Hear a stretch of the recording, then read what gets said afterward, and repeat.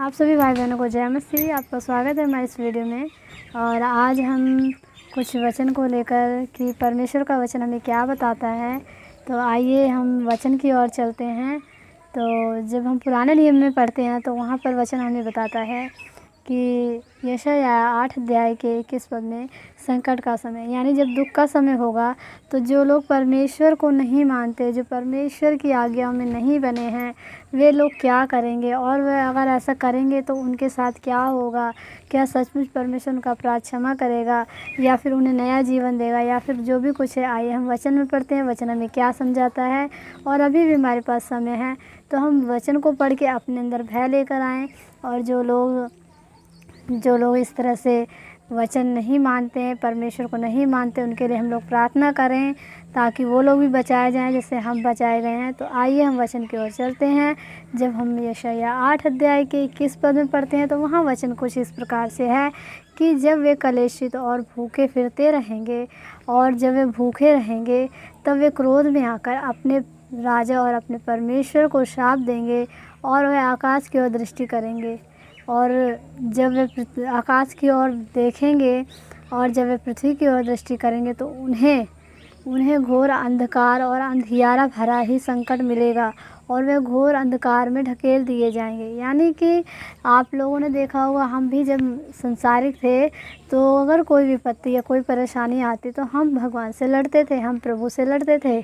हमें ज्ञान नहीं था, हम उल्टा सीधा कहते थे कि आपने ऐसा कर दिया हमारे साथ, हमने किसका क्या बिगाड़ा है या किसका। लेकिन हम अपने अंदर सुधार नहीं करते थे, हम अपनी गलतियों की सज़ा पाते थे। तो यही जो संसारिक लोग जो परमेश्वर के वचन को नहीं मानते, अगर कोई दुख या कलेश आ जाता है तो वो लोग परमेश्वर को, अपने राजा को, जिसकी वो प्रजा हैं, जिस राजा ने हमें इस धरती पर भेजा है, उल्टी सीधी बातें कहते हैं, गाली गलौज देते हैं। लेकिन ये बहुत ही गलत काम है। ऐसा करके हम परमेश्वर के क्रोध को और भड़काते हैं। यदि हम कलेश के समय, दुख के समय, परेशानियों में अगर अपने परमेश्वर के प्रति निम्न हो जाएं और अपने घुटनों पे जाकर हम प्रार्थना करें, परमेश्वर के आगे रोएं, तो सचमुच हमारा कलेश और हमारा संकट कम हो सकता है।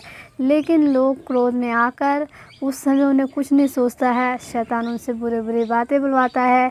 और कई मसीह लोग भी हैं जिनके अंदर अभी पूरा सुधार नहीं हो, तो वो लोग भी भटक जाते हैं, वो लोग भी परमेश्वर से क्लेम करने लगते हैं, झगड़ा करने लगते हैं। लेकिन हमें ये नहीं करना है, क्योंकि हम किसी भी चीज़ को, कोई भी चीज़ से छुटकारा हम प्रेम से पा सकते हैं। लड़ाई से हमें कुछ नहीं मिलता, लड़ाई से वाद विवाद और बढ़ता है, झगड़ा करने से मन मुटाव और बढ़ता है। लेकिन हम प्रेम, अगर वहाँ पर हमारे अंदर परमेश्वर का प्रेम अगर प्रकट होता है तो वो विवाद कम हो जाता है, वो झगड़ा ख़त्म हो जाता है और वहाँ सुधार आता है। तो मैं आपसे यही कहना चाहूँगी कि ये जो लोग सज़ा पाएंगे तो इनके लिए हम लोगों को प्रार्थना करनी है कि ये सज़ा ना पाएँ, क्योंकि वचन तो पूरा होगा। लेकिन वचन ये भी कहता है कि हमें एक दूसरे के लिए प्रार्थना करनी है। जब आप नीति वचन 20 अध्याय के 27 पद में पढ़ते हैं तो वहाँ पर परमेश्वर कहता है, मनुष्य का आत्मा परमेश्वर का दीपक है, इसलिए हमें हर एक आत्मा को मतलब नाश होने से बचाना है। परमेश्वर कभी खुश नहीं होता है कि अधर्मी मारा जाए, वो अधर्मी के सुधरने से खुश होते हैं। तो इसलिए हमें यही सोचना है कि हमें एक भी आत्मा नाश न हो। जैसे परमेश्वर ने कहा है कि तुम मेरे पिता की महिमा इसी रीति से होती है कि तुम बहुत सफल लाओ। तो हमें इस संकट के समय में, इस परेशानियों के समय में हमें एक दूसरे को समझाना है, वचन के अकॉर्डिंग समझाना है, ताकि वो लोग भी बचाया जाए और हमें परमेश्वर और मनुष्य दोनों की आशीष मिले।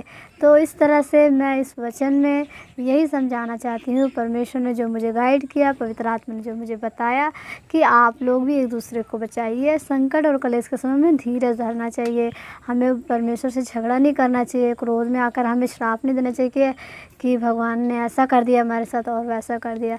क्योंकि मनुष्य अपने पापों की सज़ा पाता है। अगर परमेश्वर हमसे प्रेम ना करते तो वो अपने इकलौते पुत्र को ना भेजते और वह क्रूस पर ना चढ़ाए जाते। वो चाहते तो ना चढ़ते, लेकिन हम सब पापियों के पाप के कारण हम लोग नाश हुए जा रहे थे।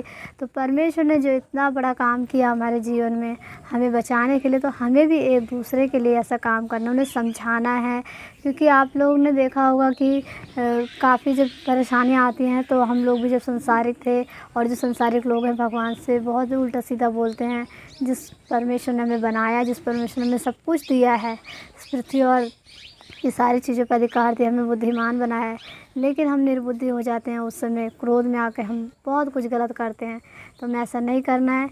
तो संकट के समय में ये परमेश्वर ने चेतावनी दी है। जो लोग संसार में हैं, जो लोग बुरे काम कर रहे हैं, जिन्हें परमेश्वर का भय नहीं है, उनके लिए चेतावनी दी है। तो हमारा भी ये कर्तव्य है कि हम उन्हें समझाएं।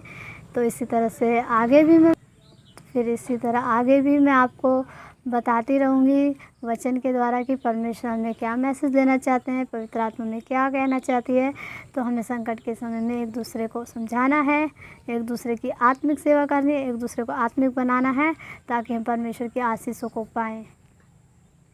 इसी तरह से आगे भी मिलूँगी। तब तक के लिए जय मसीह।